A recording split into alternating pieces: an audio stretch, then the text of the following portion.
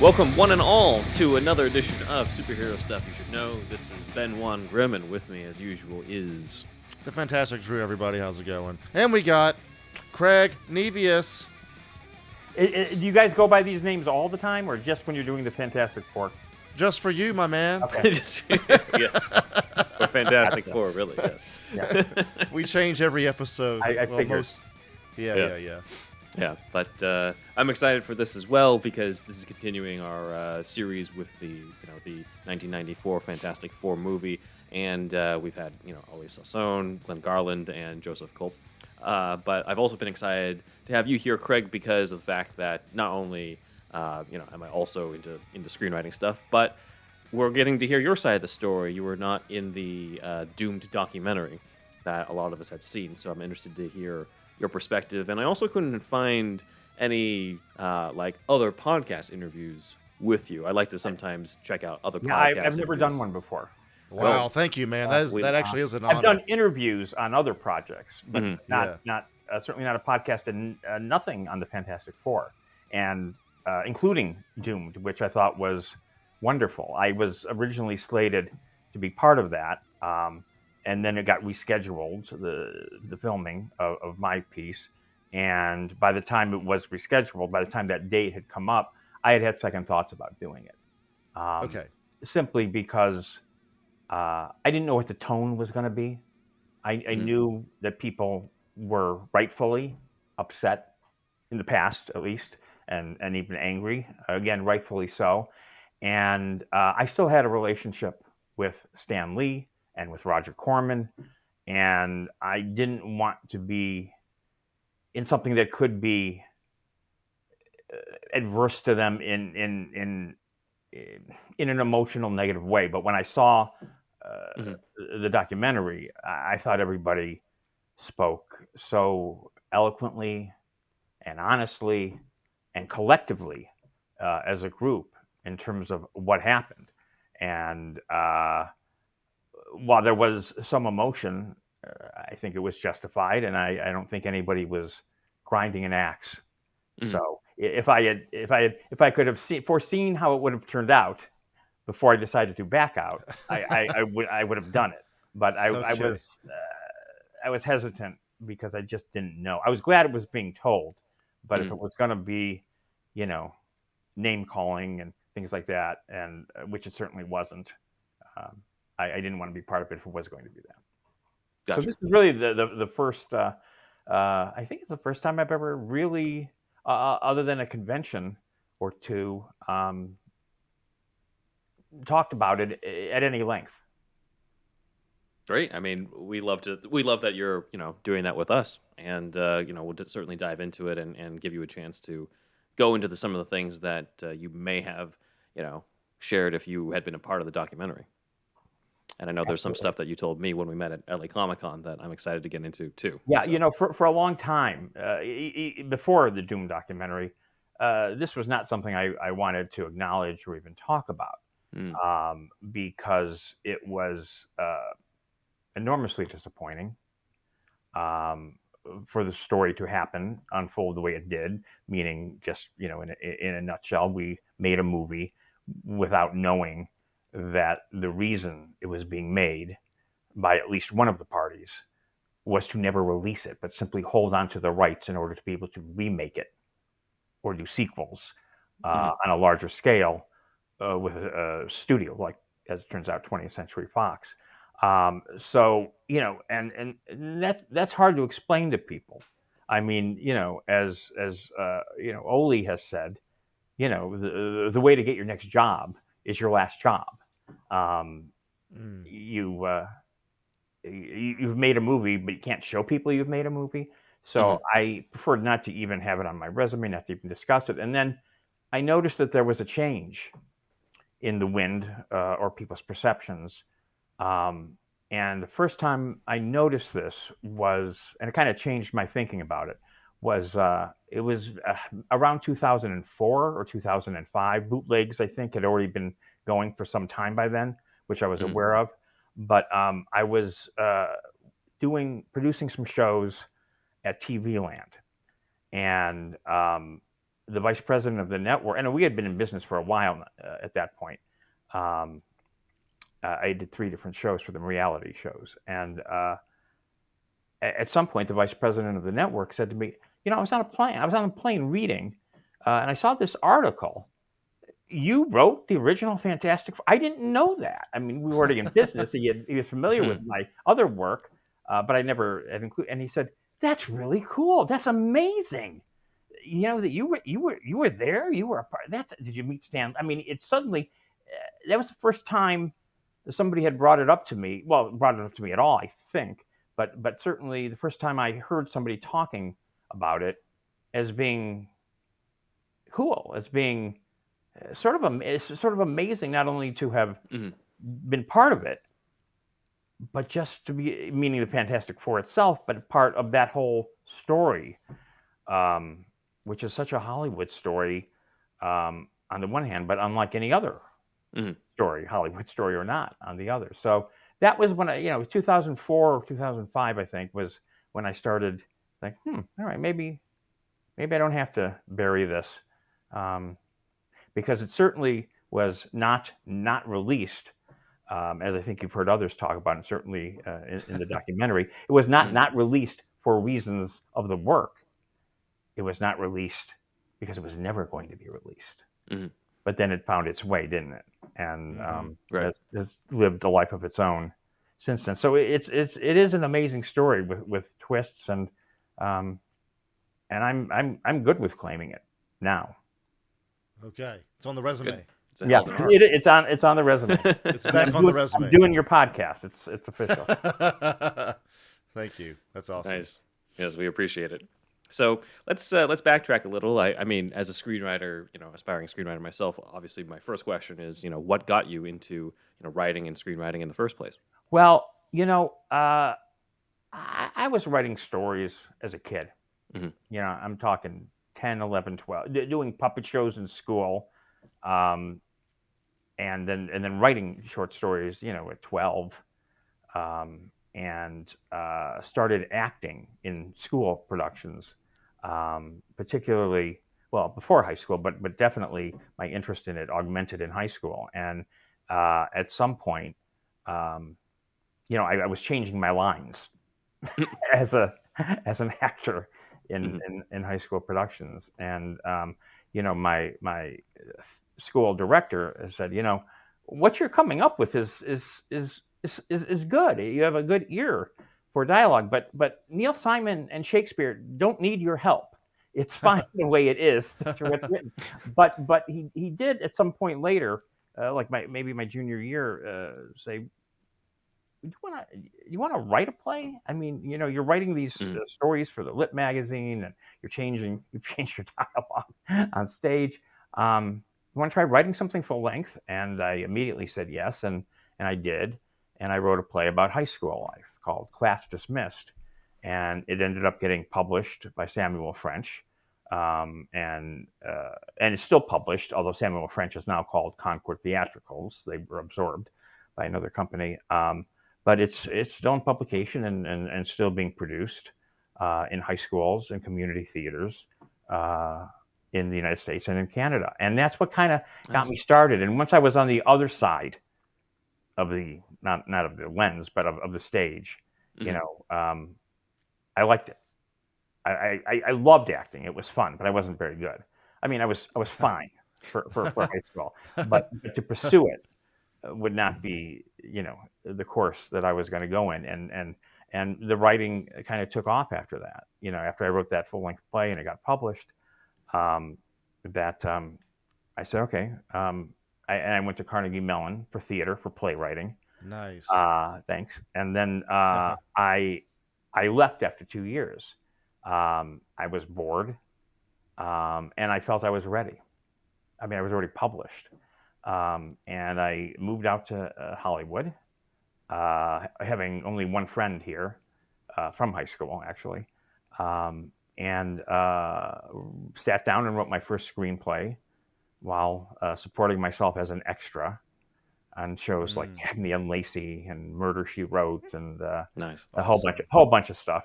And Arnold Schwarzenegger's The Running Man.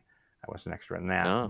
Oh, that's awesome. Yeah. But anyway, I was writing my first screenplay, and it sold within a year.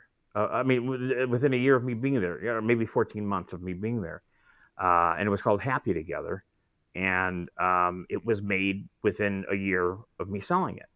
And that starred Patrick Dempsey and Helen Slater.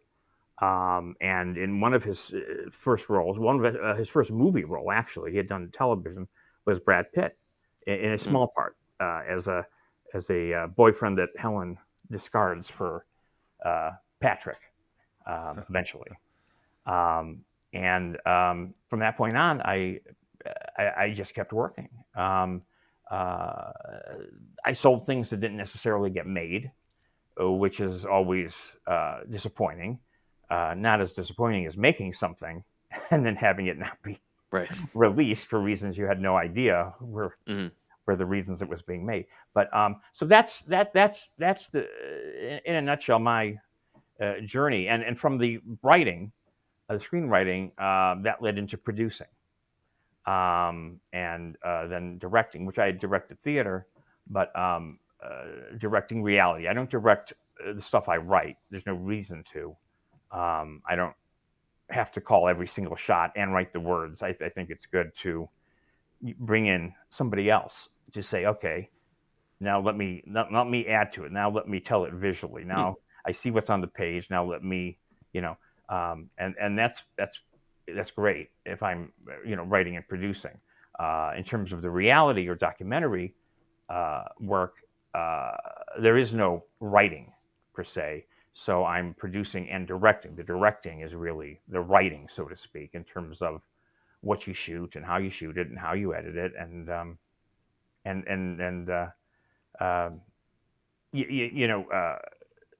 Stephen Sondheim, one of my writing heroes, even though I don't do musical theater,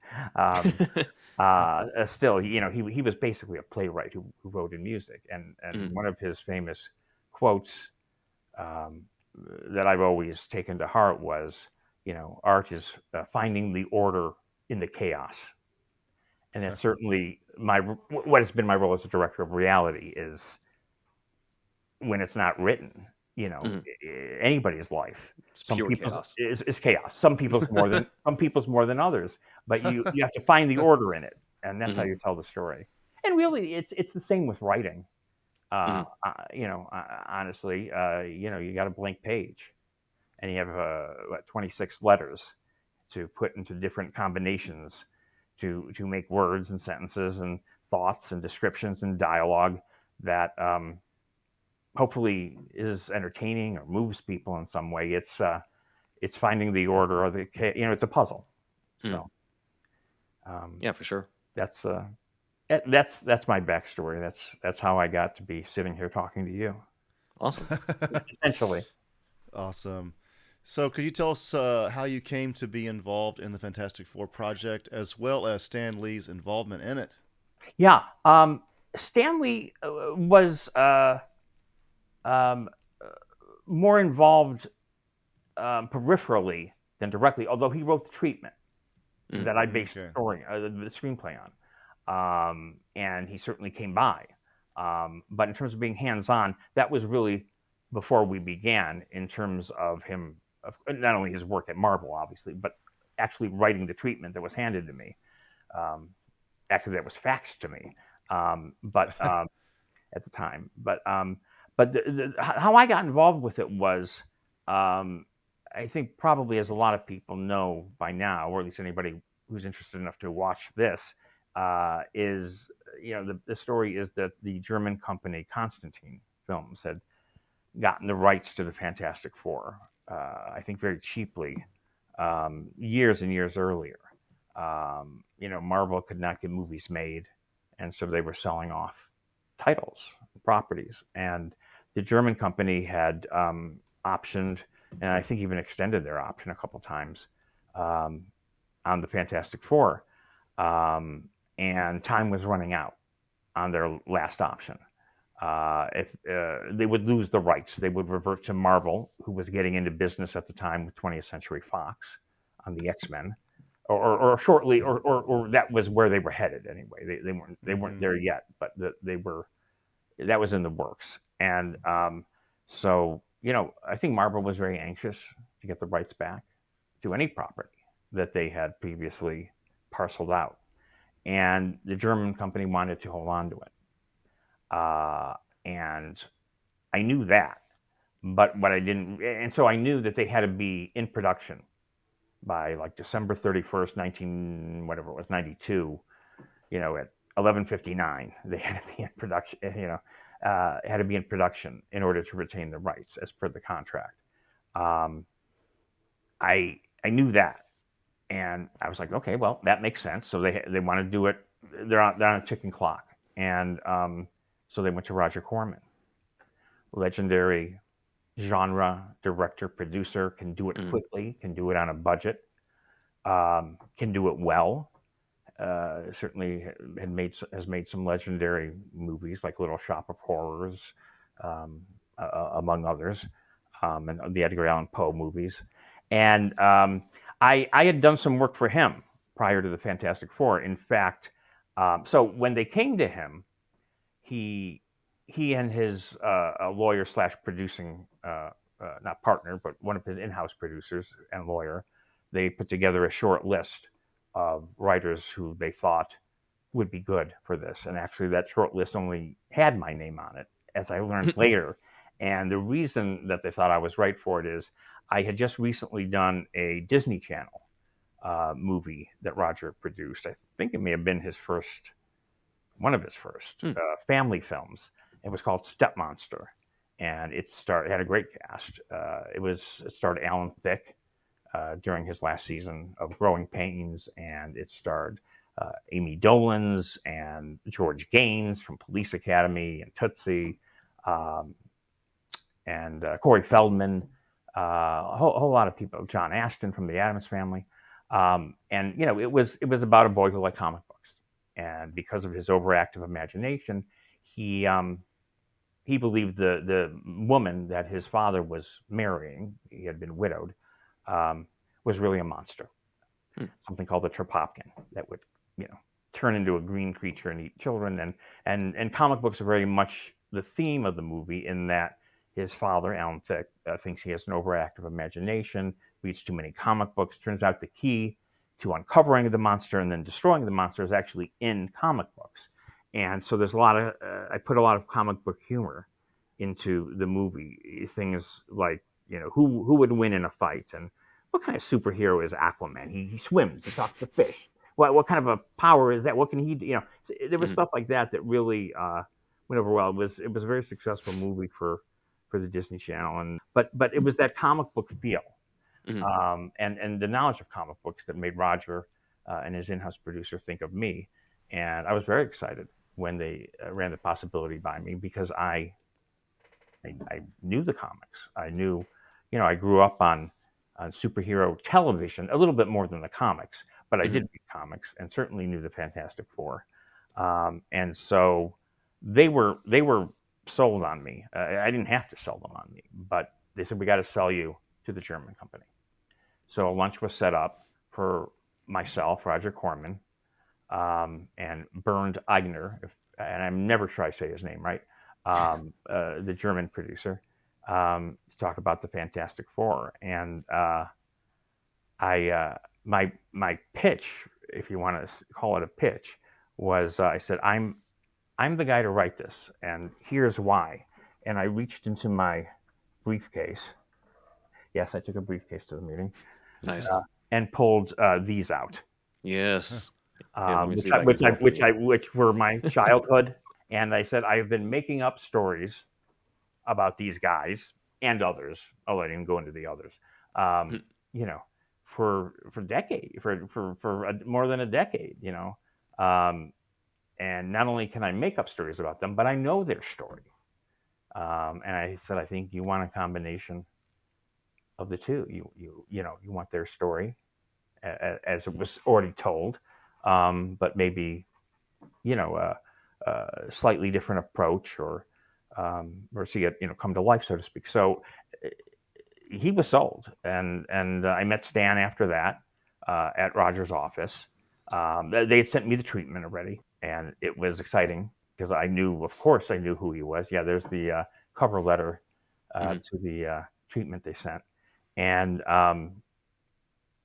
I was very excited to meet Stan. I knew who he was. Like I said, I read the comic books. I think I had seen him on television.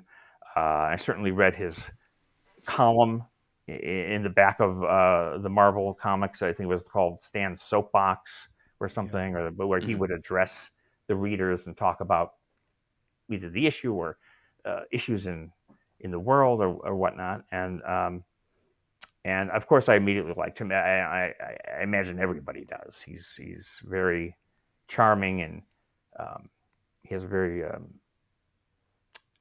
charming and humble, and a self-deprecating sense of humor. He knew who he was, and he knew what he did, and he didn't have to play it up, so he played it down. And anyway, and I said, I do have to tell you. I said the biggest concern I have about this, and I'm just telling you this going in, is that this is being made for under $1 million. I mean, the reports are that it was a little bit more than $1 million. It was a little bit under $1 million in terms of what I knew, and that's nothing. That's a TV movie budget basically at the time. Yeah. Not a feature film budget for an action superhero special effect. And I said, there's not money for special effects. The special effects are, I said I'd rather have them be minimal, the use of special effects be minimal, than have a lot of them and have them done poorly, because the money is just not. And by the way, this is before CGI, so that wasn't even an option. And even if it was, it would have been outside the budget. And Stan said, "Oh, don't worry about that." He said, "The superpowers." He said that's the least important part. And by the way, did I mention concentrate on the characters? I said, "Yeah." He said, "Okay." I mentioned concentrate on the characters. I said, "Yeah," and I think you mentioned the story. He said, "Yeah, that too." And I mean, we were just kidding around, but he was serious, and I took that to heart, and I already had his blueprint to work from, not only the Marvel team, from the comic books, but from his treatment. And so that's what I did, because it wouldn't have been possible to do. Well, I don't want to say anything more, but anything else, because so the powers were there and represented, but they were used strategically and minimally, so we could try to afford making them, as effective as possible, but have a limited use of them, because to overdo them would have cheapened them. They would have had to been cheaper, and and the idea was to when you're harnessed by a low budget like that in any project, really, or a limited shooting schedule, like I had been for one of the reality shows, you have to find creative ways of dealing with that, and you have to try to find a way to make it an asset.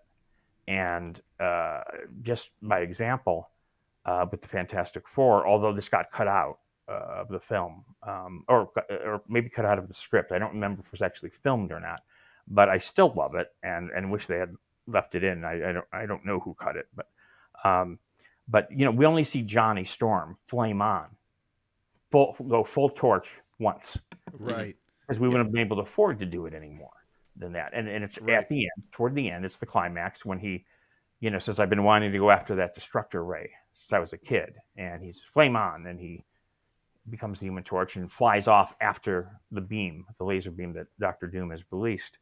And so, yeah, okay, that's exciting. But to deal with that, I had a line which I still love. He flames on, he flies off. The Invisible Girl and Mr. Fantastic are looking in awe, kind of after him as he leaves a trail. And I had Ben Grimm saying, "I didn't know he could do that. Did you?" So that would have been a good way to address the fact that that's why you haven't seen it before. They didn't know, or at least the rest of them didn't know. And I don't know why that didn't make it in. I'm not even sure it was filmed, or maybe it was and cut later. But so you find creative ways of addressing it, and of addressing the elephant in the room, so to speak. Right. Gotcha. Yeah. So that's how I came to get involved with it, and it was as people talked about, those who made the movie, the cast, and Ole and Glenn, the editor, in the documentary. It was exciting. Mm-hmm. It was exciting. Everybody had a real sense of purpose because of the high profile of the title of the project, or having loved the comic as kids, or having loved the other comics, Marvel as kids. So there was a real sense of excitement. Yeah. And everybody putting in more than they were being paid for. Mm-hmm. Let's put it that way. You can definitely I know the composers, the Worcester brothers, I think, put their own money into some of the recordings, and the score, I think, remains fantastic. No pun intended. I was thinking the same. Yeah, it's a really good score. Really sets the tone, because the first time I saw this movie, like, you don't know what to expect. It's it has a reputation with a low budget and Corman, and then just the moment the music kicks in and you have the opening, you're just like, okay, damn, there's a heart to this. There's something here, yeah. So and that was the important thing, and that's what Stan had basically said at that meeting, which was my instinct as well. But it was great to hear him give those instructions. He didn't say concentrate on the heart, but concentrate on the character. That's what he meant, and that is why the film has had, I don't want to call it a renaissance, but has been slowly embraced, I think, over the years, as not only being something, an oddity in terms of Hollywood, in terms of the movie you weren't supposed to see that was made in order not to show. There's that whole thing, but besides that, and then certainly I think the bigger budget movies helped us the 20th century, because those haven't been universally loved by any means, and some of them less than the others.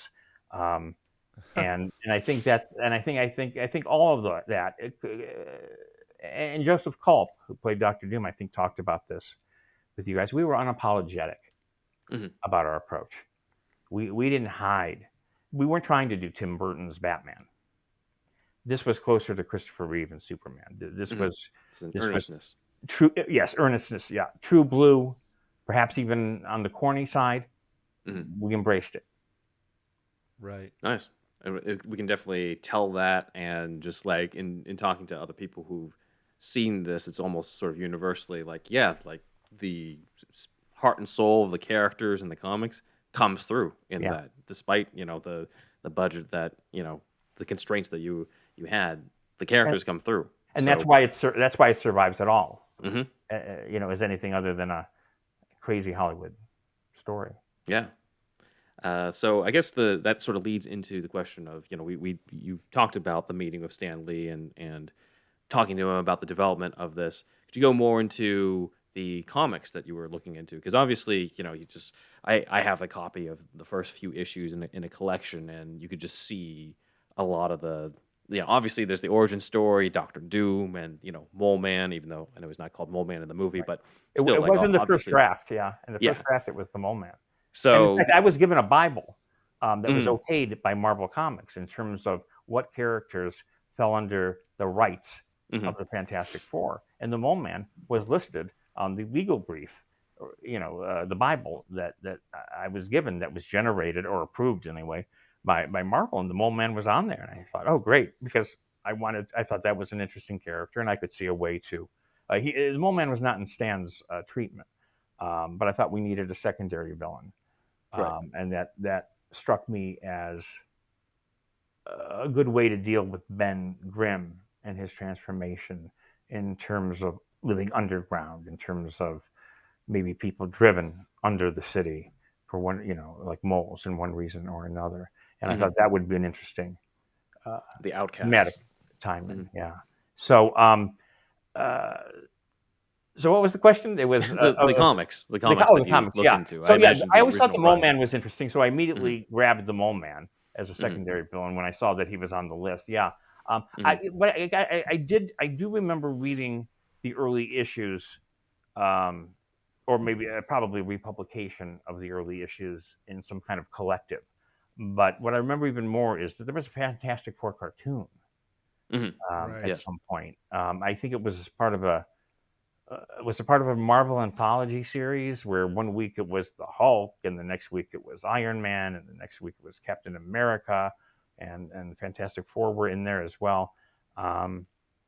And so, yeah, I read, Spider-Man and Batman more than the Fantastic Four, to be completely honest. But I do remember seeing the cartoon, and I had the action figures. Yes. Um, I worked with Lee Majors years later on a project, and when I met him, and it was something I had come up with him in mind, him and a couple others in mind, and when I met him, I said, I had your doll as a kid, and he said, no, you didn't. I said, he said, you didn't have my doll.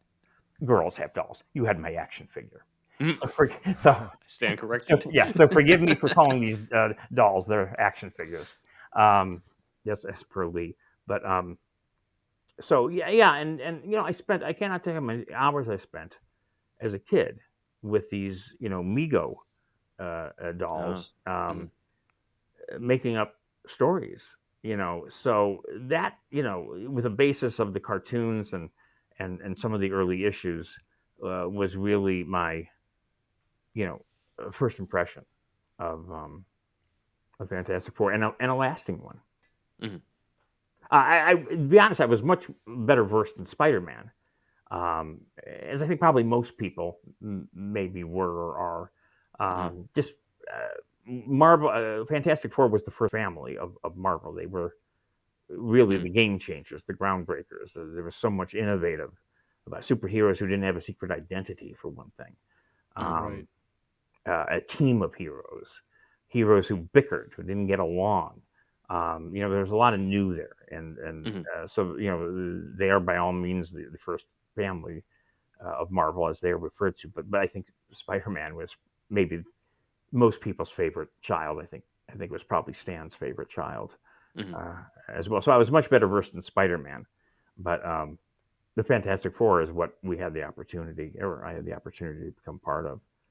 And in hindsight, I'm glad, very glad that I was able to become part of it. I wasn't so glad when the truth came out about the movie. Then I was not happy about it at all. But there are ways to turn negatives into positives, and that's certainly what happened. I think ultimately with the movie itself. The way it's looked at now. I think Joseph Culp called it arguably the most famous cult movie, or the most bootlegged and copied cult movie ever. I mean, it's currently on YouTube. I mean, it made its way through the comic book conventions, as you know. So, but yeah, no, I am proud of it. I was always proud of the work, and everybody's work who was involved in it.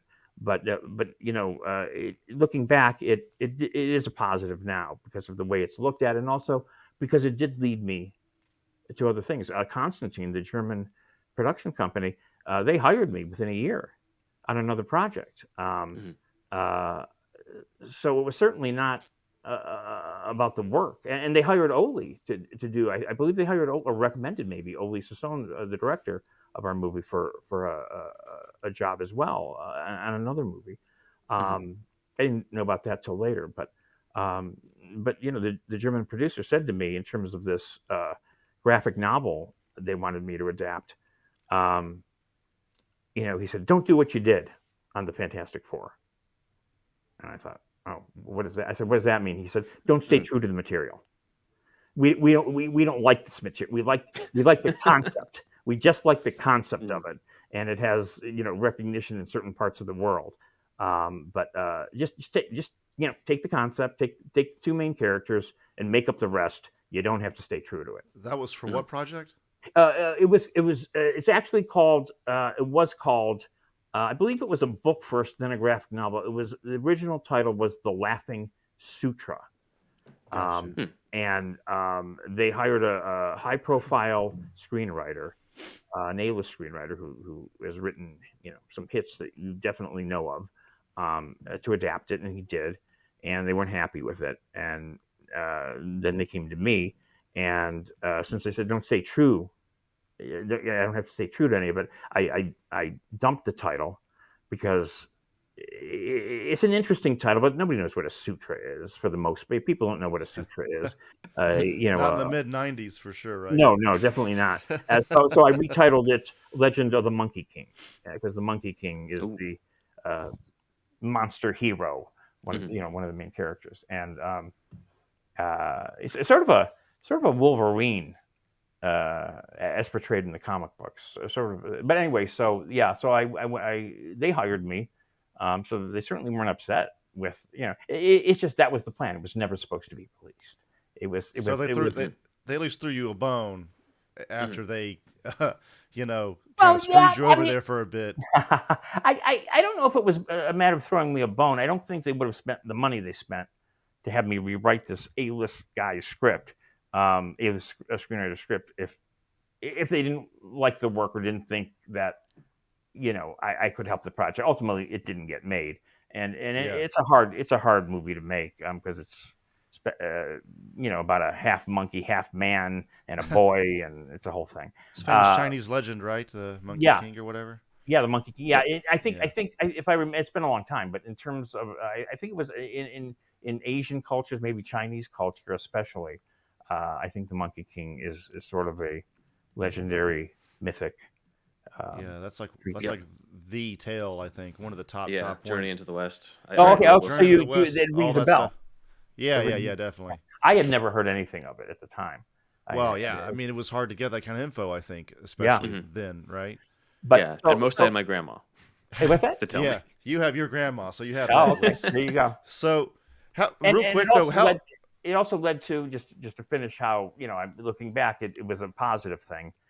The other thing that was positive for me was in expressing my disappointment to Roger Corman about the film not being released. I mean, because everybody felt used or tricked, or it's just it was. But Corman knew the whole time, though, right? No, you know what? I don't know, to be honest. Okay. I don't think he knew from the beginning. Okay, so he learned earlier than everybody else, and then he broke it to probably Ole first. Yeah, I think. Yeah, now I found out about it. I'm not sure if I found out about it before Ole did or not, because I didn't get the news from Ole or from Roger. I got it from the lawyer. From Roger's lawyer, who was a producer on it. You got a call from a lawyer, and you're like, No, I saw him at the office. I was there working on something else, gotcha. And he pulled me aside in the hallway, and he said, "Listen, it's not going to be released. They never wanted to release it. It's a rights thing." And he explained it to me, and then he slipped me a copy of it. Of the movie? Yeah. Oh wow, a bootleg. For a long time, I was convinced that I was the source of the bootlegs. It turns out Ole thinks he may have been as well, because he got a copy of it. He made a copy of it himself. It's probably best that stays ambiguous for all parties involved. Well, the reason both of us thought it was us was we both did the exact same thing. We took because the lawyer told me I had to give it back. This wasn't mine to keep. I said, I'm going to copy it, and he said, I don't know about that. I said, this is a good lawyer. Yeah, Saul Goodman. Yeah. Well, he liked me. He liked my work. We had a good relationship prior to that. So anyway, I took it, I think, to the same place Ole did. I think. What was it called? Master Dubs or something? Well, I think it's called Lightning Dubs. Lightning Dubs. At least that's where I took it. That's in the business of making a lot of copies of movies, television shows, even before they come out, for the studios, for the networks, whatever, when they need things mass duplicated. Now, I wasn't mass duplicating this. I think I made 2 or 3 copies. Turns out Ole did the same. And my theory, which turned out to be the same as Ole's theory, which I didn't know until I watched the Doomed documentary, was that we both had thought independently that some guy there who was making tapes late at night said, "Fantastic, what is it?" And started watching it as he was, said, "I'm making one for myself." That's definitely what happened. I'm going to show it to my buddy. Well, for the internet, I'm going to say that's probably what happened. Yeah, I really don't know for a fact. Some guy. It's just some guy, but thank God for Yeah. some guy. Yeah. Um, but as I was saying, the other positive it led to was I expressed my disappointment with Roger, and he had said, "Well, if you love superheroes that much, let's make one of our own." Yeah. I've got a 13 picture deal with Showtime for an anthology series called Roger Corman Presents, and that's going to be 13 weeks of genre movies. One week it'll be horror, another week it'll be That's cool. karate or action or Yeah. suspense thriller, western, whatever, sci-fi. I need a 13th. I got 12 movies. I don't know what the 13th one is yet. Write a superhero, and that became Black Scorpion. That's not Joan, but that's that's the character. TV show. Yeah, that's the TV version of it that Mhm. it spun off into. That's Michelle Lentell, who played it on the series. But we did Nice. 2 movies for Showtime, Black Scorpion and then Black Scorpion Aftershock, which starred Joan Severance and as her kind of Alfred, the guy who knew her identity and helped her out with things, Garrett Morris, who just got his star on the Walk of Fame the other day, which was Oh wow, nice. Oh, fantastic awesome. to see. From the original cast of Saturday Night Live, he played Argyle, her mechanic, who apparently knew the laws of physics and everything else as needed. But those 2 movies were very, very successful on Showtime and made a lot of money, which led to a series, which I had always envisioned it as. Very That's much cool. inspired by Batman, and by Batman I mean I'm going back to Adam West on that Right. as well, Yeah. because now we weren't as over the top or as campy as Adams, but nor were we as serious as Tim Burton's. We were purposely in between.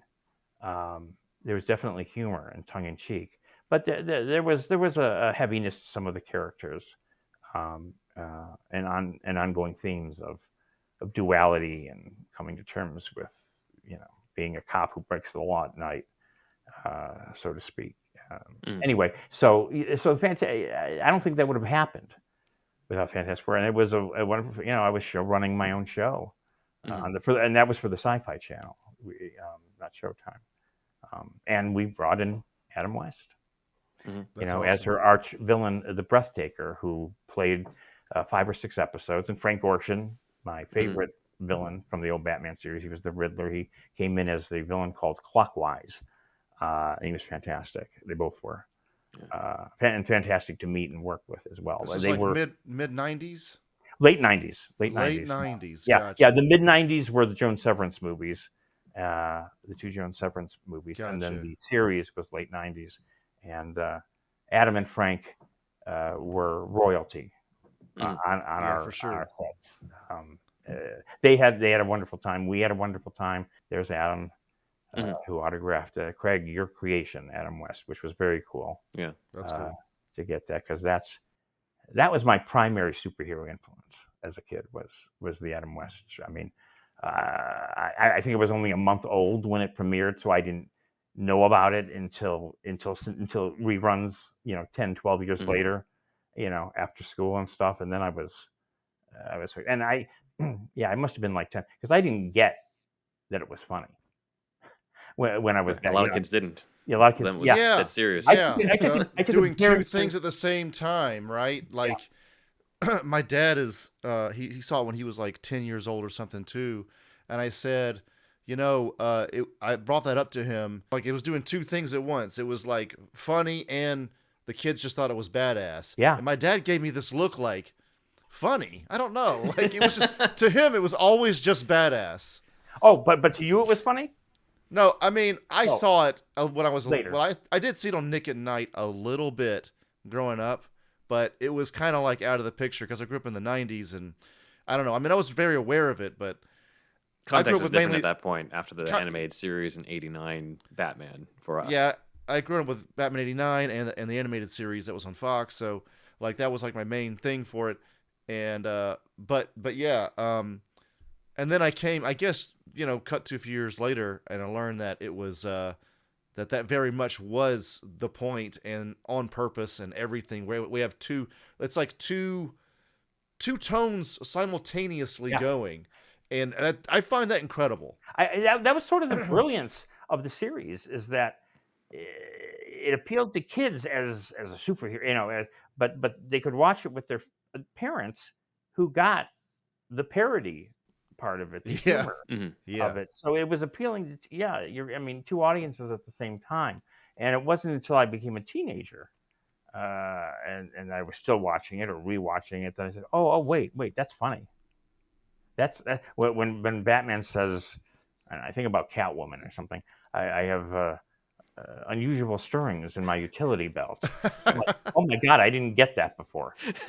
I mean, even like the physical gags where the Joker like springs out of the prison, like he flies the coop, basically, like when they're playing baseball or whatever.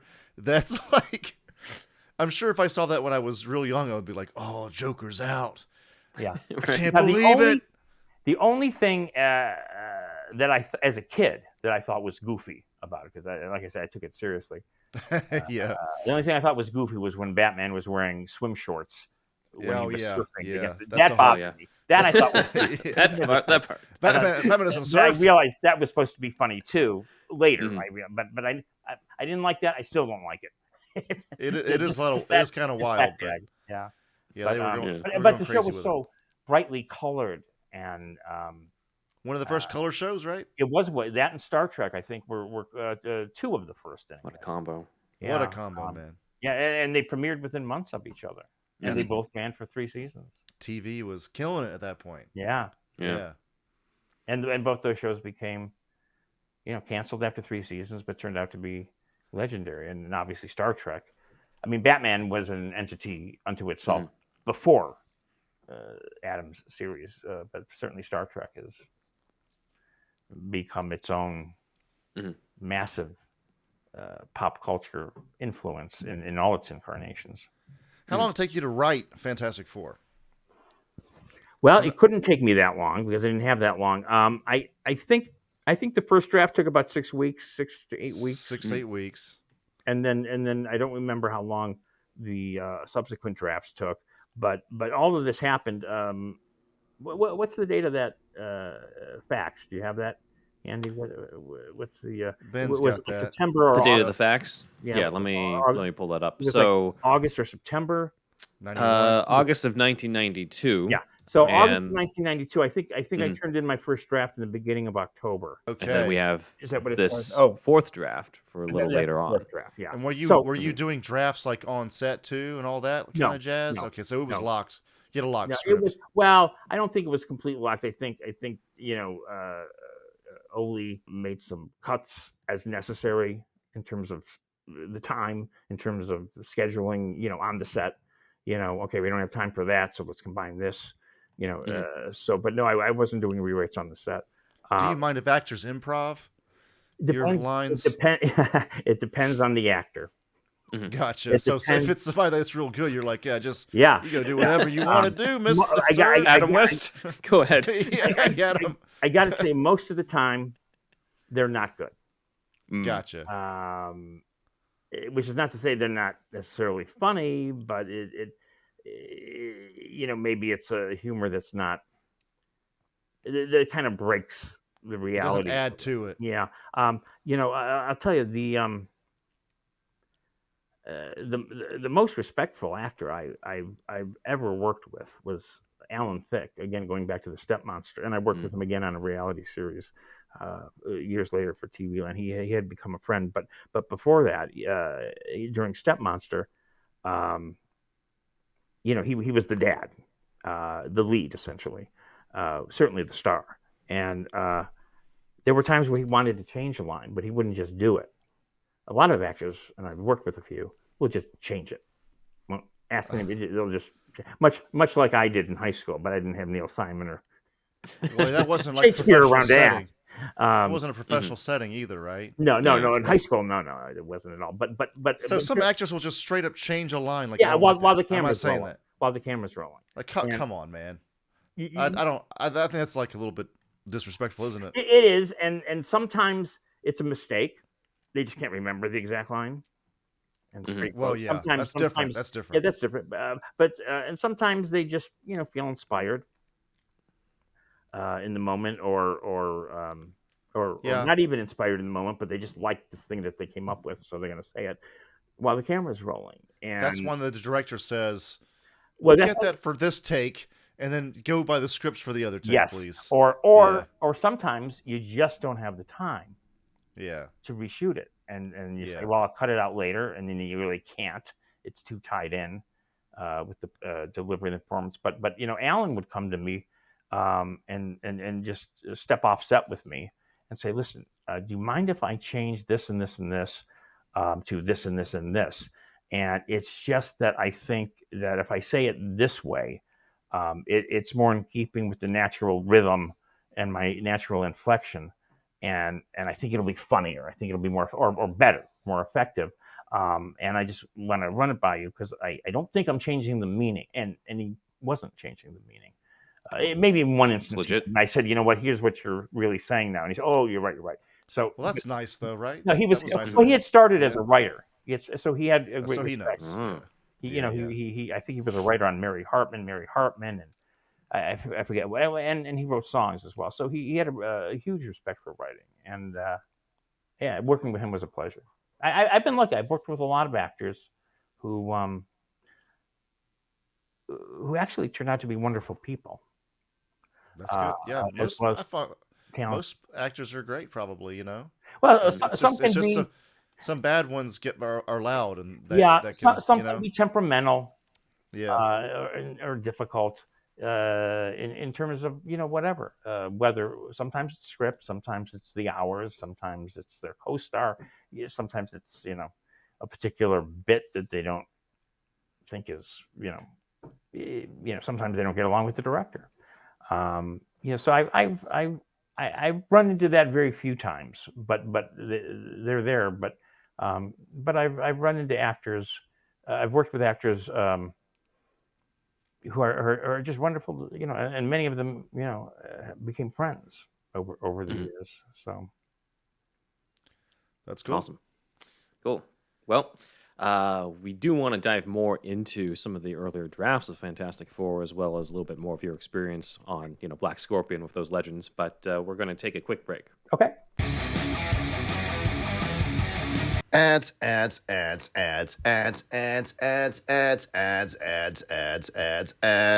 Yay.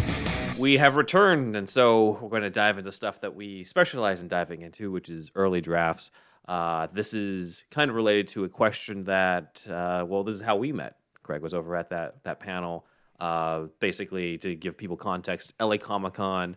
I'm in the audience with one of our fans and good friends, Alex of the What Mean podcast, and the screen doomed, and afterwards, Craig, along with our former guests as well, Oli, Glenn, and Joseph, are up there, and they open it up to questions from the audience, and I decided to sort of get the ball rolling. And one of the first questions that I asked was this one, which was about sort of the differences over time in the different drafts that came in. There is after that convention, I saw that there's the first draft, or what looks to be the first draft, is online. I don't know if that was something that you had leaked out, Craig, or someone else, but I haven't leaked out anything. I didn't want to even remember it for a long time, so none of it purposely came from me. Gotcha. But, okay. I know there are drafts floating around. I've been sent a couple of them. I honestly have not looked at them. I've not read any of them in 25 years. And I probably, and that was, I think, my answer, also part of my answer at the time at the Comic-Con. Although I've certainly had time to read them now, and I probably should have for this podcast. But I do remember certain things about them, but I have not read them in a long time. I do remember feeling that my first draft, or first and maybe second, definitely the first, I liked it better. I liked it more. The story was, it was all very, very similar to what you saw, but I felt the story was more, there was more intricate storytelling. It went into, it went deeper, I think, into some of the characters Yeah, and I did read this, and you I did read fully it. agree. Okay, Any yeah, issues I you're have with the probably more film, knowledgeable than I am on it at this point. anything that I had with the film, I'm just like, I don't know about that. Like when I read the draft, I'm like, oh well, that wasn't in the original. Like Right. this fixes it. Like Yes, this, thank you. they should have Thank just you. gone with this. Yes. Yeah. There was things were much more motivated, and sometimes maybe even intricately motivated in terms of, um, there was a theme in definitely the first draft, and I think I was asked to remove it um, because it seemed complex. I think Roger maybe asked me to keep it simpler. Was a thing that I really liked was that the government can use scientists as puppets. A scientist That's may interesting. Yeah. a scientist may think he's creating something for the good of mankind, but it also can be used against Right. mankind. And maybe that's the true intent of what the government or a teacher even, bringing his genius students, mentoring his genius students. Maybe his loyalty is to Latveria, Yeah. and what's being created as a benefit is anything can be used as anything but. And I thought that was a interesting undertone, an interesting issue to deal with in term. But the bigger picture, if you step back, is that was us. We were being used by the forces You that didn't know at the Constantine. time. we worked for, but we didn't know for what purpose. Accidentally We meta. thought we were creating something, not for the good of mankind necessarily, but something to be enjoyed. Something, a film. We were, but the German company, was using us for their own purposes, which was not to make the film, but to keep the rights to the film. Oh, And so that actually is. It would have been fascinating had that been, had I been allowed to leave that, in the movie that got made, because there's certainly a parallel there. How meta. Yeah, yeah, that's interesting. accidentally, yeah. So I remember, that I liked, and there were more character moments in terms of, I think maybe in both, in first maybe and the second draft, I think, but definitely in the first, for the romances for Reed and Sue, and how they get together, and how I think if I'm remembering correctly, he proposes to her in space, with the stars and, Yeah. whatnot, and similar moments with Ben Grimm and Alicia, in terms of her being an artist and being able to feel, sculpted beauty, and to her he is art, sculpted beauty, himself. And these were not necessarily romantic comedy moments, although there was some humor to each of them, because Reed is all, He's Reed. What is that? He's Reed. He's Reed. He's very he's straight. all up in the science. Yes, exactly. Yeah, and I think he even proposed in some scientific terms, that, if I'm remembering correctly. But so they weren't romantic comedy moments, but they were romantic character moments that didn't necessarily propel the plot, but they were nice. I felt character moments, and I was sorry to see them go. Because keep it moving, keep it moving. Right. Sometimes you want that moment, and there was also a theme in definitely the first draft. I can't remember at what point I was asked to remove it, but that now I was not an X-Men fan growing up. Not that I didn't like it, I just was not really aware of the X-Men. That was something that was just not, X-Men was something that I had heard of them, but they weren't really on my radar. So I don't know whether this theme was actually in the X-Men comics. It certainly was in the early X-Men movies, but I had included a theme that I don't believe was ever in the Fantastic Four comics. That once they came down, once they from space, once they were discovered to have survived, they were no longer considered the heroes they were going off on that venture. Now they were freaks. Oh. Now they were ostracized. Now they were. Right. I don't think I used the word mutant, but pretty close. And suddenly there was this prejudice against them, as once they were. In fact, there was a monument created in their honor when they were thought to be dead. Accident in space, and then when it's discovered, it's a heroic monument. And then when it's discovered that they're alive, and they at a press conference, accidentally reveal their transformations, they're shunned, and people are scared of them. And that monument is then desecrated. That is, and when I saw the X-Men movies, I think the first couple, that sort of was that was very much part of the X-Men movies, and I don't know if that was in the X-Men comics or not. And I'm not saying anybody. Yeah, that's part of their whole deal. It's part of their thing. Yeah. Now, see, it does feel like it might as well have been part of the Fantastic Four. The thing is, if I knew it was part of the X-Men, I never would have put it in. But I thought I had hit on something completely new and novel, not being familiar at the time with the X-Men. But it does fit in very well. Oh, it does fit in very well. Yeah. When I read that, it feels so like the word that comes to my mind is like it feels so Marvel. It feels like such a Marvel thing. Because it's either X-Men, Prejudiced, or like Spider-Man. With you've got Jameson being like he's a menace. Like you have all this type of stuff that's happening that usually they're hated in some way. Yeah. So and Stan's whole thing really with cool. Spider-Man with Peter Parker was he's an ordinary kid and he's got problems. He's got acne and he's got a girl he can't get and bullies and then he's with his Aunt May and struggling for money and it was trying to incorporate real life problems into these otherwise super people. And so, it did feel Marvel to me, putting that in. And I thought thematically it was interesting too, because they're heroes again by the end. But in terms of budget and set pieces and, all of that stuff got excised. The two romantic subplots, I mean, they're still there, but they had larger moments. We actually got a question from so we have a Patreon feed, and on our $10 tier, I gave some of our members the opportunity to look you up and look at this draft that's online and offer a question. So one of these questions comes from Flight Rebellion off Madison. So here we go. To Mr. Nevius, I just finished reading your Fantastic Four script, and I must say it definitely would have been a classic superhero film had it ever been filmed. The way it was.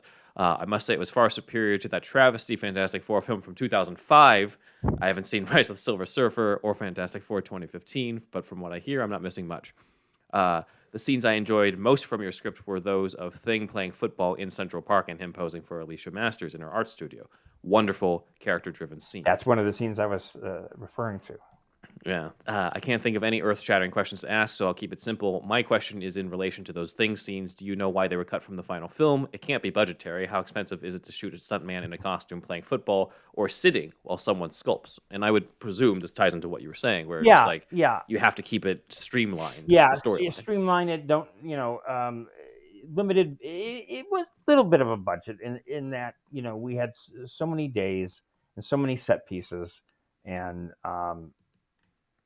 again, we knew we didn't have great special effects and wouldn't have many special effects. Although I do think our Thing costume mechanism, I think it's as good or better than the ones in the big budget movies. I really think ours remains the best one, superior. And I can't say why exactly. It just so it's the brow. The brow is very expressive. Right. So it's slightly budgetary, but not having a lot of effects and things. Roger didn't want to take too much of a pause. I see. Meaning, if we don't have the effects to rely on and the stunts to rely on as much as we would like, at least keep the story moving, advancing, as opposed to falling in love moments. I mean, do those, shorthand. But see, I like those moments. But Well, they add so much because I remember when I was watching the movie where Alicia says that she loves, she says, "I love you" to Ben Grimm. I'm just like, you just met this guy yeah, like a while back. yes, Right. well, Right. that bothered me too because now you got there in my Especially when you look at the draft, I'm like, oh, this wasn't a fleshed out relationship yeah in yeah the original script. yeah. So I'm sure that bothered I you had to even more get than her me. there. I had to get her to that point. Mhm. Yeah. And and there's stuff like that in the movie that does bother me. That one is definitely one that comes to mind. The other thing that bothers me is, and it's maybe it's my own thing, is I don't like when movies refer to other movies. It almost, and it happens a lot, unless of course that's the whole pretext of a concept. Uh,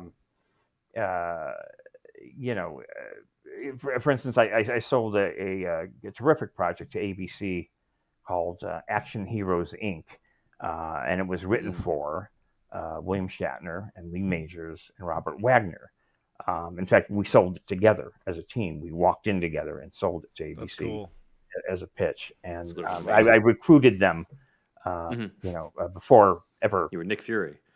Yeah, exactly. But the concept of that is 3 former television action heroes who are now considered, uh, too old to play the parts they once played. Meaning Captain Kirk, Jonathan Hart, and $6 Million Man. Prototypes of those characters. They become real life detectives, and they rely on television to solve real crimes. So in that case, referencing other TV shows is part of the concept. But if it's not part of the concept, it bothers me. For instance, when Johnny Storm says, "Holy Sigmund Freud, Batman." Okay, you're in the wrong universe. Number one. Yeah. You're in the competition camp, so to speak. Number one. I didn't write that line. I'm not sure where it came from. Number two, it breaks it for me. It breaks it for me. It's referencing superheroes, as Batman and Robin as a television show, Right. pretty much. Yeah. And to me, that breaks it. It's also, I think, again, this is just my thing. It feels almost a little bit arrogant to say, "Well, that was a TV show. We're real. Take us." But, and by the way, Marvel does this as well. I mean, Yeah. in what was it? The Avengers, Captain America: Civil War, I think, one of those where they were split into two, the Avengers, and fighting each other. There's a big Civil War. airport battle, and I think it's Tom Hollander as Spider-Man says, "Hey, does anybody here remember that really old movie from the '80s called The Empire Strikes Back? And this is how they, knock down the, whatever it was, the walking tanks." Yeah. And they do the same bit with whatever they were fighting Right. at the airport. Right. And I was like, okay, you just ripped off The Empire Strikes Back, and you're justifying it by acknowledging that you're ripping off The Empire Strikes Back. And oh, by the way, you're reminding me that was a movie and this is a movie, and I don't know. So that's my own, Takes you out of it. It takes me out of it, and that line that Jay Underwood says as Johnny Storm, "Holy Sigmund Freud, Batman." It just kills it. It just kills It's an probably otherwise. improv. It might have been. I don't remember. I know I didn't write it, and oh boy, I hated it. I still hate it. Just talking about it makes me cringe. And there was another line. I can't remember. It was definitely shot. I don't remember if it ended up in the movie. And it's a movie line, but it's such a famous movie line that it is a cliche. I don't think we're in Kansas anymore. Do we really need to hear "I don't think we're in Kansas anymore" when walking into the villains? It's been overused. Yeah, it's overused. Yeah. Cliche. But so number one, it's a cliche. Number two, we've heard it a million times. But number two, it's also referencing the movie. Yeah, I don't know. It's just Mhm. Do you guys remember if that was in the movie or not? I know it was shot. I can't. I don't remember that It, part. it may have been cut out, but I didn't like Okay. that. Let us know in the comments for those watching. Yeah. So yeah. Gotcha. So back to the original question. I guess there were things in my first draft that I thought were stronger. Mhm. The storytelling in the subsequent drafts was more streamlined and moved quicker. It did. But I liked those themes, those moments of feeling betrayed as scientists, Mhm. and the romance, and that person who wrote that question, liked it as well. The Yeah. art scene with Ben and Leach, and I remember really liking that, as well. Yeah. I also remember one other thing you mentioned at the convention where there was a sequel tease that you asked to write. Yes, yeah. In Stan's treatment, the very end of the treatment, I don't think he had them getting married in the treatment. Mm. They obviously they did in the comics, and I like that, so I took that as that bit from a later comic as part of the origin story with Reed and Sue. But after the end of Stan's treatment was they save the world, they defeat Doom, and then as they're standing victorious wherever they were standing, something streaks across the sky. It's a silver streak. What could it be coming toward them? Wait, he's surfing. He was narrating the Right. treatment, so to speak. Could it be the Silver Surfer? ... Dot dot. Stay tuned for the sequel. Yeah. And I did say to Stan, I took out the Silver Surfer because we can't afford it. Yeah. Number one, and Damn it. number two, I think the Silver Surfer would be the sequel. Which is how it turned out to be in the 20th Century Fox movie. I said, but to tease it at the end of this one, I think it's going to confuse the audience who may not be as familiar with the Silver Surfer. They weren't ready for it at the time. I don't think they were ready for it, and we couldn't afford it. And it would have been significant money spent for the final moment of the film that wouldn't fully be explained, and I think it would have confused. So right. he understood, and Roger fully agreed. Because it saved money, and it would have been confusing. It was an end credit scene before end credit scenes. Yes. Pretty much. Yes. Yeah. Yeah. Well, Stan was ahead of the game. Yeah, that was part of the DNA from the get-go. You mentioned Superman 78 earlier. Were there any other films that influenced your screenwriting for this? You have any movies in mind? I watched everything. I watched Bill Bixby's The Incredible Hulk. Okay. I liked it a lot. I liked the humanity of it. Yeah. I thought it was true. I watched the short-lived Spider-Man series or movies with Nicholas Hammond. Yeah. I thought those were cool at the time. I mean, I was a kid. Yeah. And I was getting a Spider-Man. Yeah. So. But Adam's series definitely a big influence. The Superman movies, particularly the first two, the first two Christopher Reeve movies, I still think are among the best ever made. Among the best. Yeah. I mean, Avengers Endgame, fantastic. Spider-Man No Way Home, fantastic. Yeah. One of the Dark Knights with Christian Bale, I think was the second one, fantastic. And I would put the Superman Christopher Reeve movies in there as well. I love that the first movie took the time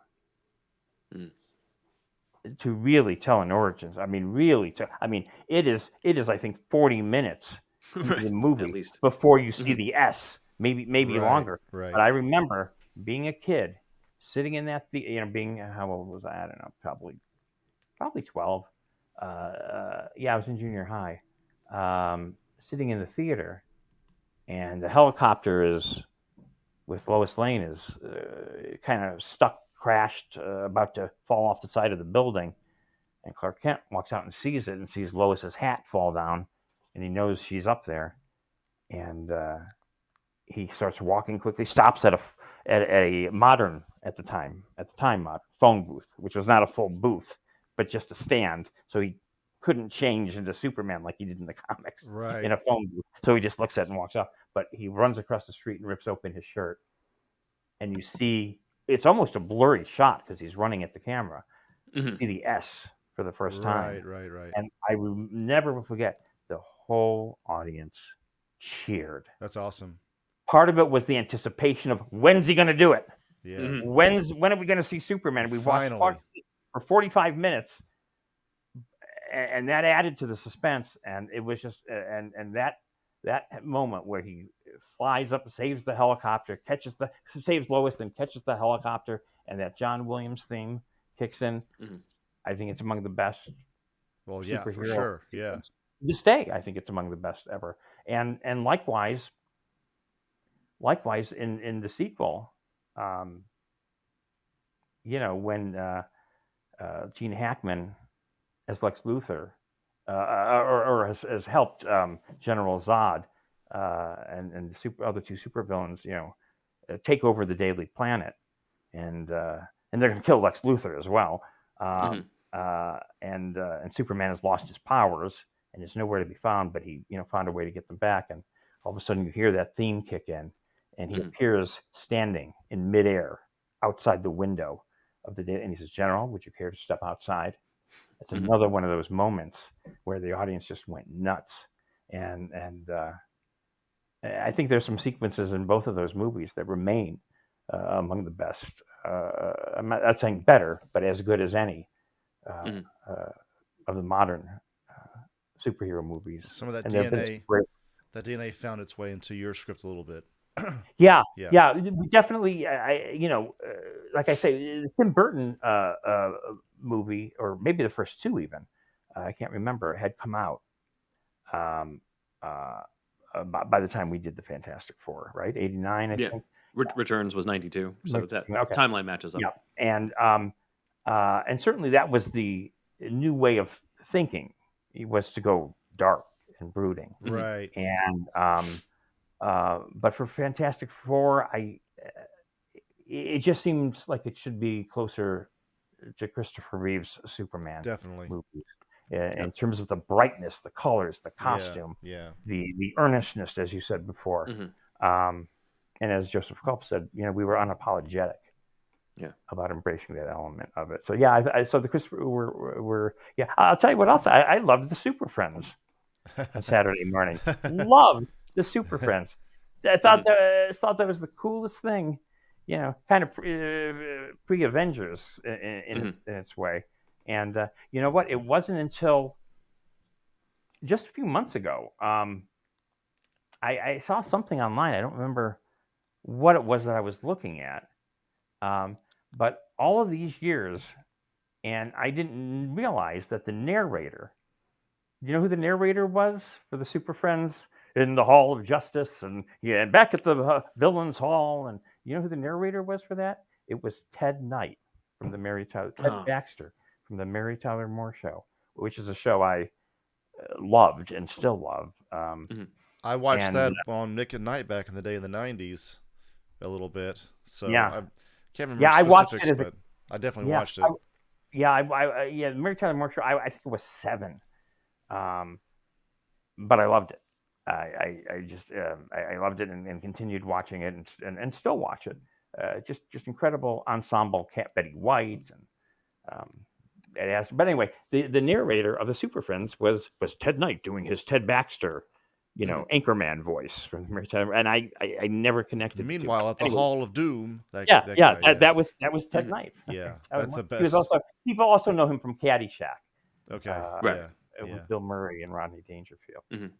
But so those were influenced. I'm sure there are others that I'm not. But things like $6 Million Man. That were not exactly superhero in terms of being a comic book, but certainly had those hero sci-fi elements. I loved it, the $6 Million Man. And I got a real. I don't know that this was an influence, but I certainly enjoyed. It wasn't an influence, but I certainly enjoyed it. And there's a tie into the Fantastic Four in that I really loved The Greatest American Hero. I Yeah. thought that was just a terrific show. And of course, Joseph Culp's dad. Joseph Culp's dad, Robert Culp, previously Right. from I Spy, was the co-lead in The Greatest American Hero. And William Catt and Robert Culp were just a fantastic team in that show. And there were character moments, a lot of them, in terms of the differences between this FBI agent and the school teacher turned superhero. And it was comedy because he didn't know how to work the powers. It was the suit, and he had lost the instructions.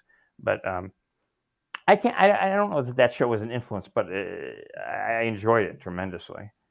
That's cool. Can you tell So us? I was. Go ahead. Oh, sorry. Yeah. Could you tell us your experiences about working with legendary Adam West and Frank Gorshin? Yeah, there we are at a press conference. Michelle Lentell played Black Scorpion, and Adam, who played her main nemesis.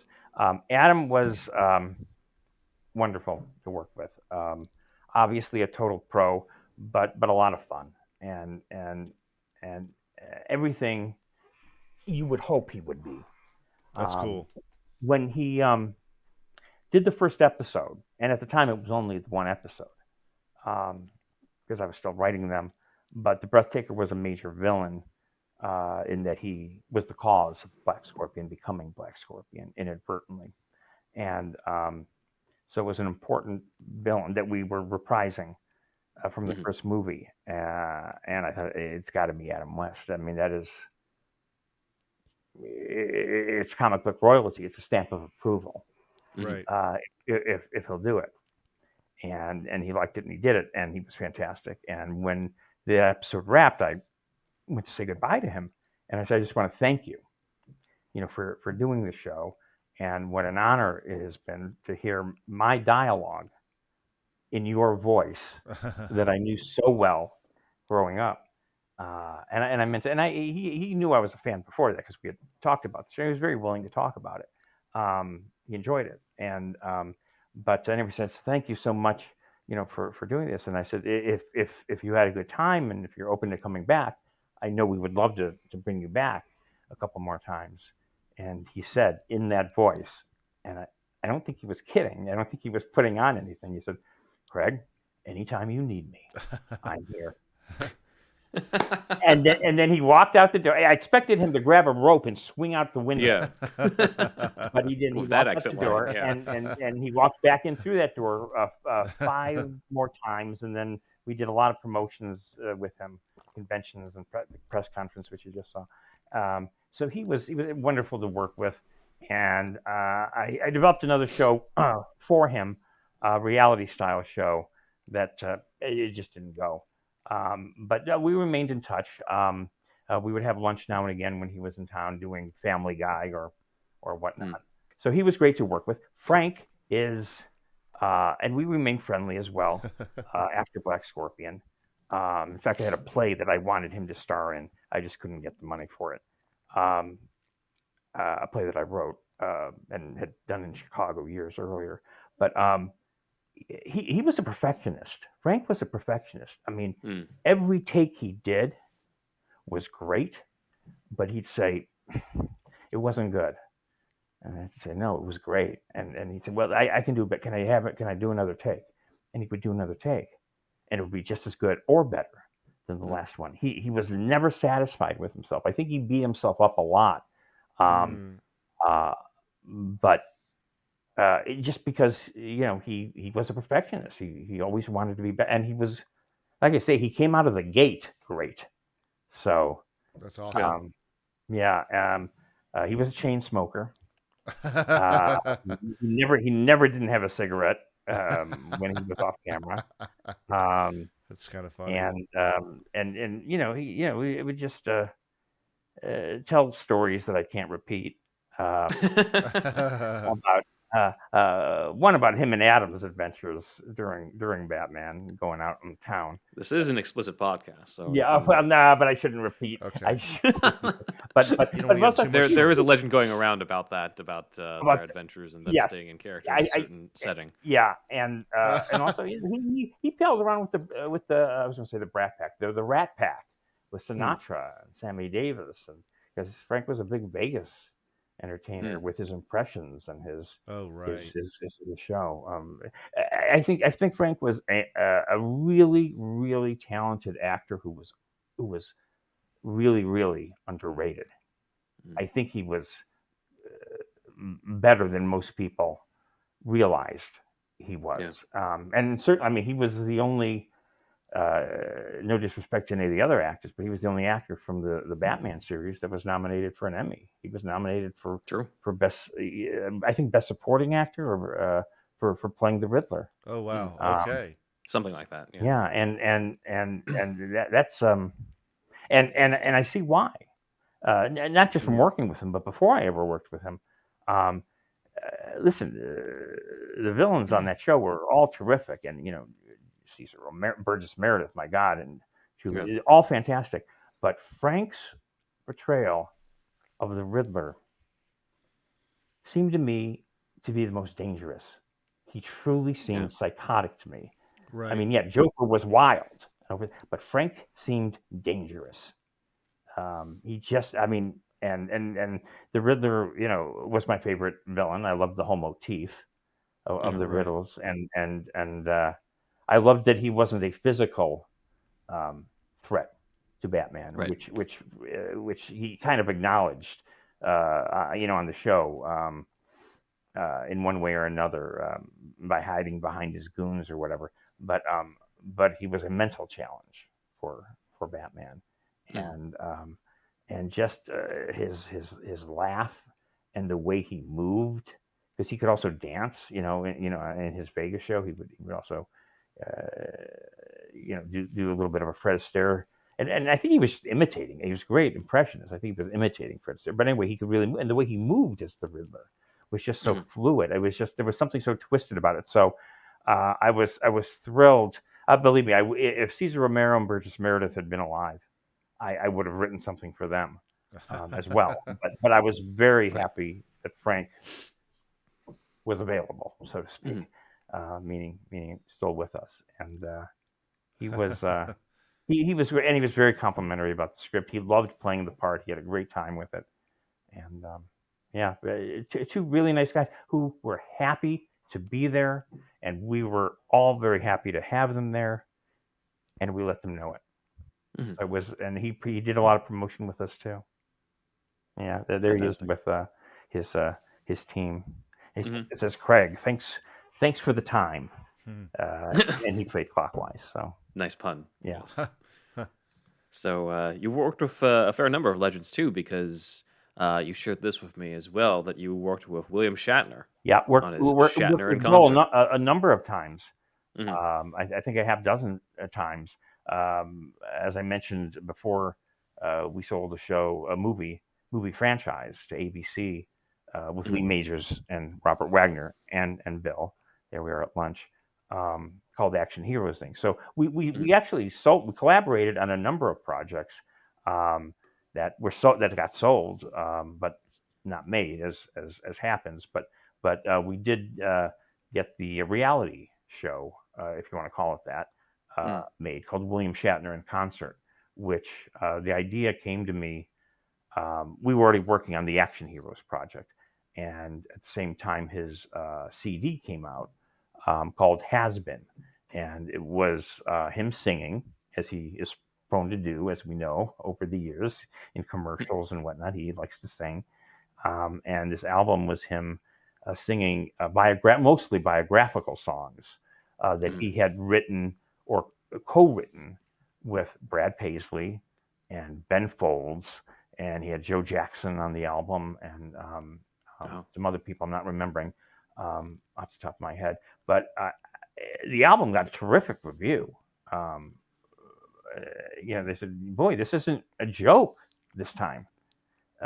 His speaking the songs, there's a drama to it. There's a very one song was about his wife who had drowned.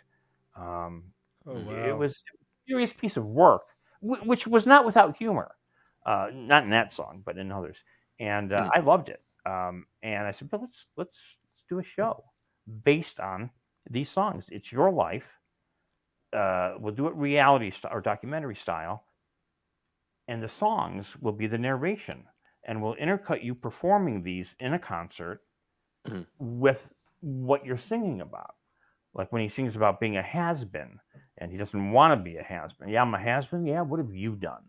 Mhm. That's in a Western style that he's singing it with Ben Folds and the Ben Folds group. So that was a natural intercut. Bill's a horseman, and he has a Hollywood charity horse show, and he rides competitively. And so intercutting the has-been Western cowboy idea Mhm. with his real life as a horseman, um, and seeing him in competition and his view of it, yeah, it was a natural cut. There's a song about that was written by Brad Paisley, who's a friend of his, that they performed together, um, called Real, Real, and it's about Star Trek. Basically, it's Oh, I yeah. anytime there's a comet or a natural disaster, I'm flattered that you thought of me, but I'm not the guy to call. Just because you see me up on that screen, Mhm. I'm no different than you, but I would save the world if I could. Mhm. And it has humor, but it's also a very poignant song. So we filmed him and Brad Paisley at a Brad Paisley concert of like 10,000 people or more, singing that song, and we intercut it with the Star Trek convention that he attended in Las Mhm. Vegas. And boy, that's talk about being a fly on the wall. I mean, how many people? And again, this was professional. I was directing. We were shooting, and so Mhm. that was it's called William Shatner in concert, and Mhm. you can find it online. But yeah. So yeah, I got and by nature of that show, I got to know Bill, and Mhm. again, this is one of those instances that I referred to earlier, where I've been very fortunate to work with really good people, talented people who are also good people. Yep. Right, right, right. Along those lines, I guess the last question then is, what would your advice be for future screenwriters, producers, uh, future executive producers, showrunners, Yeah. people who My are my looking my to have careers yeah. that you've had? My advice is you cannot wait to Mm. write. You have to just write. You can have thoughts and ideas about what you want to do with it, where you'd like to see it, or how you'd like to get it out there. That's all fine, but don't concentrate on that. Concentrate on the page and keep writing. And the second part of that is, um, screenwriters like playwrights um, are not novelists. They do not. Mm. Novelists work alone. In that there are no actors when you're writing a book or a short story or whatnot. But if you are writing a play or a screenplay, you do rely on actors. So the best thing you can do, if you can, and I'm only speaking from my own experience, uh, is get it on its feet somewhere in some way. Like I Mm. say, I wrote a play in high school, cast my friends in it. I got a lot of attention, but I got a reaction from the actors. I improved as a writer by seeing it performed, even if it's just a Mm. reading of your screenplay with a group of friends. Have a reading one night, order a pizza afterwards, whatever. But hear it, see it in some way, and if you can, get it up in front of an audience, even if it's a local community theater or make a short film. Um, Mm. uh, you, you you become, I think, a writer by writing, and cases of screenplays or playwright, get it to some actors, whether they're your friends, whether they're your classmates, whatever. But you got to get it on its feet. You got to get it in front of people. You learn, you become better, you hone your craft, and you make friends along the way. And by friends, I mean supporters, Yeah. people who like your work or that Mm. specific work, and a project. And I've had a few of these, can develop friends over the years. I don't mean personally. I mean somebody becomes a fan of a project. They couldn't get it made, but they never forgot it. They recommend it to somebody else. Um, get the ball rolling even on the smallest level. I think that's how I did it. I started in high school, cast my friends, got a reaction, used the articles that were written in the community to get the interest of Samuel French, play publisher. They published it. Now, and then when I came to Hollywood, I was already a published playwright. Okay, that's not going to sell me completely, but it's something, And okay, all right, I'll read your script, even if it's an agent or whatnot. So, best way to become a writer is to be a writer, and then get it read, wherever you can, and or produced in a short film or in a community theater in your living room, because you'll be inspired by your own work, and you'll keep going, and that's what I mean. That's what and of course the other piece of advice that is a cliche, which I do think is good to stick to in the beginning, but also write what you know in the beginning. There's a point where maybe you want to write about things you don't know and research, but I guess if you research something thoroughly, then you do know it. Right. For instance, when I went to that meeting, to loop back around with Roger Corman and the German producer, I said, this is the reason, why I'm the guy, because I know them. I was saying I'm going to write about. I should write about this because it's what I know. It's what I grew up with. So even though it's fictional superheroes, it's still what I knew, what was already ingrained in me, and I think that's important. Even if it's in a fictional situation, to imbue it with what you know personally. Awesome. And keep writing, which I'm sure you've been told before, or maybe not, but you have to write. You just have to write. You can't write thinking you can't write saying, I'm going to write this knowing that this will happen, or I'm going to write this in the hopes that. You have to write for the writing of it. But I'll tell you the other thing that helped me when I first came to Hollywood. I really didn't know anybody other than my one friend from high school. So I spent a lot of time alone initially when I came to LA, and that was actually good for the writing because there were no distractions. But beyond that,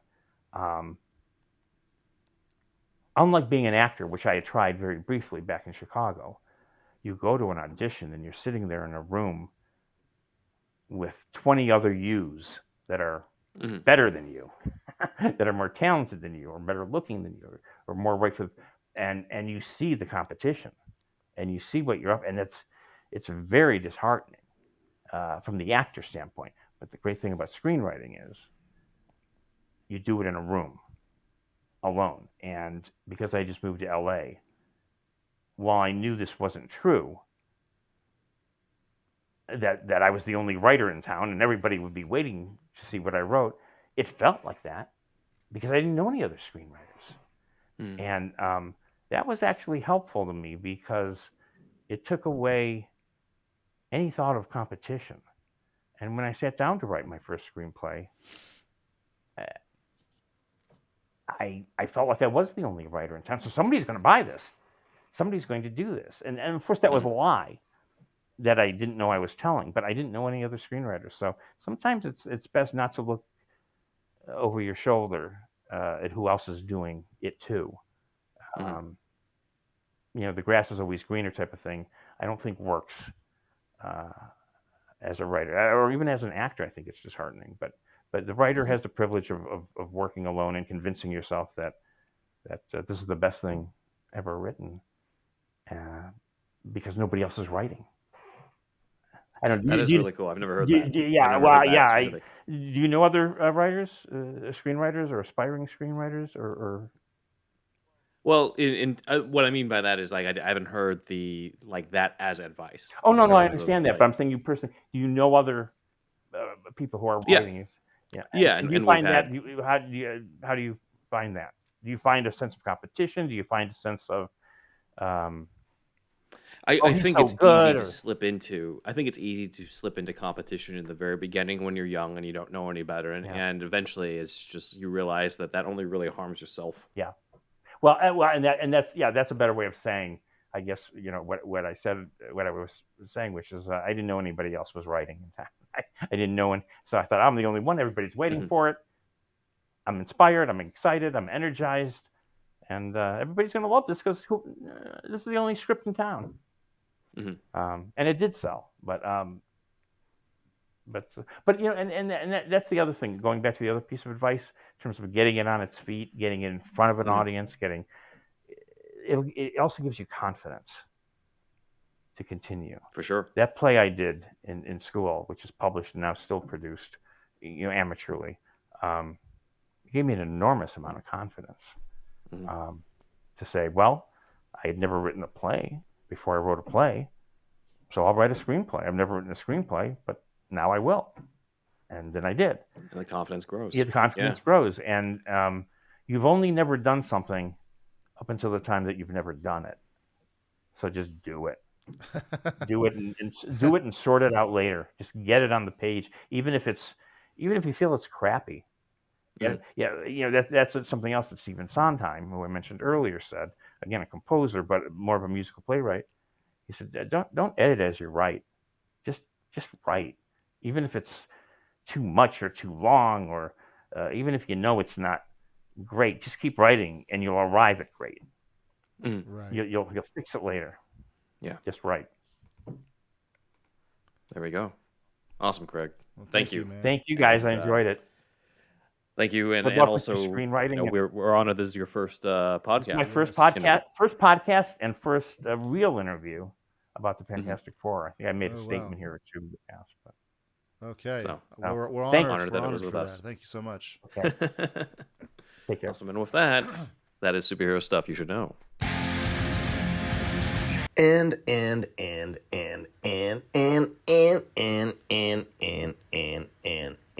of the episode. Big thanks to Dan for gathering the visuals from Craig on this, YouTube version. Let's go into one quick announcement before the comments. This will likely be out by the time this is released, which is another audio from Newverse Creative and me, which is Batman to Kill a Legend. This is a Batfleck story that I adapted. I adapted Oh, wow. probably one of my favorite Batman stories, which is To Kill a Legend, where Bruce is given the opportunity to go to an alternate world and prevent the murders of Thomas and Martha Wayne, even if it risks not, it kills the legend of Batman. It risks that Bruce Wayne won't become Batman.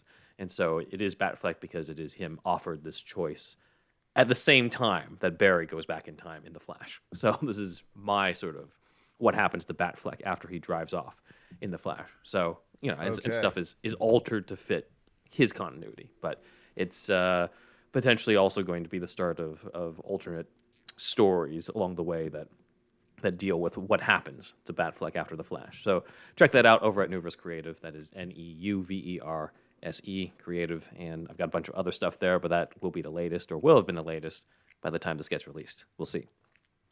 So for the comments that we got a very special comment from Jonathan Mayberry himself. He's the one who wrote the Doom monologue that we had Joseph Culp perform.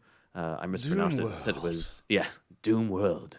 I Doom mispronounced it and said it was Joseph Mayberry because I had somebody named Joseph right across from me at that time, so it was just on my mind. But it's Jonathan Mayberry. So he wrote the Doom War comic where that Doom World monologue came from. And he says, "I am beyond delighted that Joseph Culp recorded this. What a wonderful surprise and a terrific read." Thank you, Jonathan. Thank you. It's awesome. Jordan II4IP commented on our Joseph Culp interview as well, saying, "This is why Doom was Stan Lee's favorite Marvel villain. Joseph Culp should play the MCU's Doom if the MCU could organize themselves a little better." Doom So, World. they got other fans of Culp here.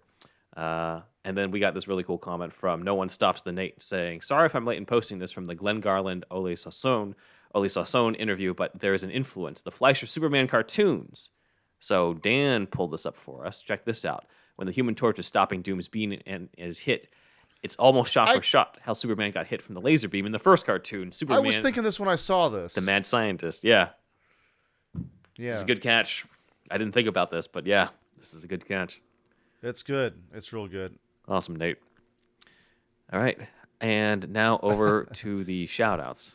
We could play that. Just play it on loop. Sound clip over and over and over. Oh, man. So, yeah, thanks everybody up here on the board. So, thanks Madison, Sketchcraft, Kyle B, Devin H, JP F, Devin S, Carlos R, Jack G, Put Your Guns On, Michael C, and Cypress 6, and everybody else. I just read the more recent ones, if you don't mind, and our other supporters as well. And I think I remember how to say this. We've told you about our friends, so we'd like you to do us a favor. We want you to tell all your friends about us. I got it this time. You did.